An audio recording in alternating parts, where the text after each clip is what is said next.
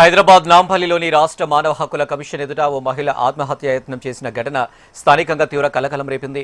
తనను గాంధీనగర్ పోలీసులు వేధిస్తున్నారంటూ ఆవేదనకు గురైంది. పోలీస్ స్టేషన్కు పిలిచి గంటల తరబడి కొట్టారని, దుర్భాషలాడారని ఆరోపించింది. తనపై తప్పుడు దొంగతనం కేసు బనాయించి అవమానించారంటూ హెచ్ఆర్సీ కమిషన్ కార్యాలయం ఎదుట ఒంటిపై పెట్రోల్ పోసుకుని ఆత్మహత్య యత్నానికి పాల్పడింది. అయితే అక్కడే ఉన్న పోలీసులు మహిళ చేతుల నుంచి పెట్రోల్ బాటిల్ను లాక్కొని బాధితురాలిని కమిషన్ చైర్మన్ దగ్గరకు తీసుకెళ్లారు. మహిళా స్టేట్మెంట్ను రికార్డ్ చేసిన హెచ్ఆర్సీ సిబ్బంది ఈ నెల 30న మరోసారి విచారణకు హాజరు కావాలని ఆదేశించింది.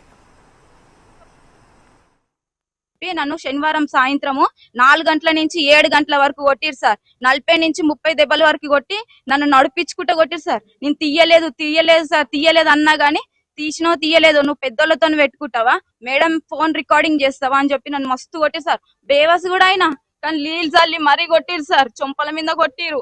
ఒక 2 కానిస్టేబుల్, ఒక మేడం శ్రీవాణి అని ఉంటది, ఆమె నా కాళ్ళ మీద నిలబడ్డది.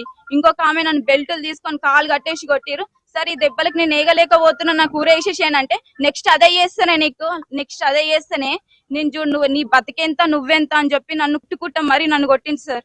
నేను ఇప్పటి వరకు నేను ఏం తప్పు చేయలే అని చెప్పి నా నెక్లెస్ ట్రైల్ లో కూడా పోయి సార్ మొత్తం మాకు చెక్కింగ్ ఉంటుంది సార్, మిషన్లు ఉంటాయి సార్. 5 ఏళ్ళు అయితే నేను పనిచేసి ఇప్పటి వరకు ఇట్లా వాళ్ళ దగ్గర లేదు.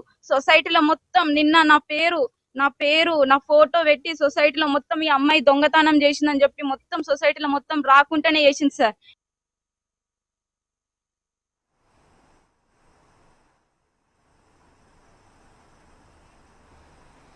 రెడ్డిగా హైదరాబాద్ నాంపల్లిలోని రాష్ట్ర మానవ హక్కుల కమిషన్ ఎదుట ఓ మహిళ ఆత్మహత్య ప్రయత్నం చేసింది. దీనికి సంబంధించి మరిన్ని డీటెయిల్స్ మా ప్రతినిధి అరుణ్ అందిస్తారు. అరుణ్. అనిల్, నాంపల్లిలోని రాష్ట్ర మానవ హక్కుల కమిషన్ ముందు మహిళ ఆత్మహత్య యత్నానికి అయితే ప్రయత్నించింది.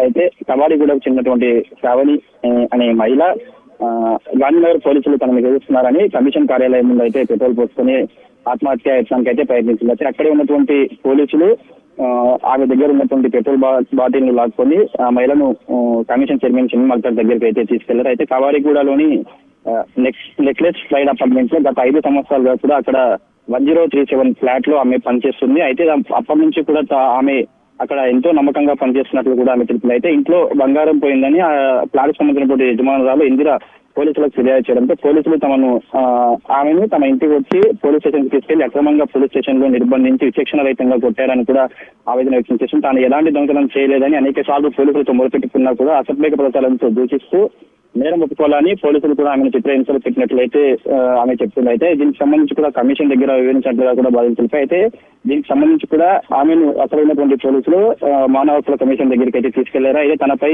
దొంగతనం ఆరోపణ మోపి సొసైటీలో తనను అవమానించారని కూడా వాపోవడంతో అయితే దీనికి సంబంధించి కూడా ఆమె యొక్క స్టేట్మెంట్ రికార్డ్ చేసుకున్నటువంటి హెచ్ఆర్సీ ఈ నెల 30వ తారీఖున హాజరు కావాలని కూడా సూచించారు. అయితే తాను ఎలాంటి తప్పు చేయలేదు, కేవలం ఆ యజమాని చెప్పినట్లుగానే కవాడిగూడ పోలీసులు తనను గాంధీనగర్ పోలీసులు తన ఇబ్బందులు గురి చేస్తారని కూడా ఆమె స్టేట్మెంట్ లో చెప్పినట్లు తెలుస్తుంది. అయితే దీనికి సంబంధించి కూడా 30వ తారీఖు నాడు హాజరు కావాలని కూడా హెచ్ఆర్సీ సూచించింది. అనిల్.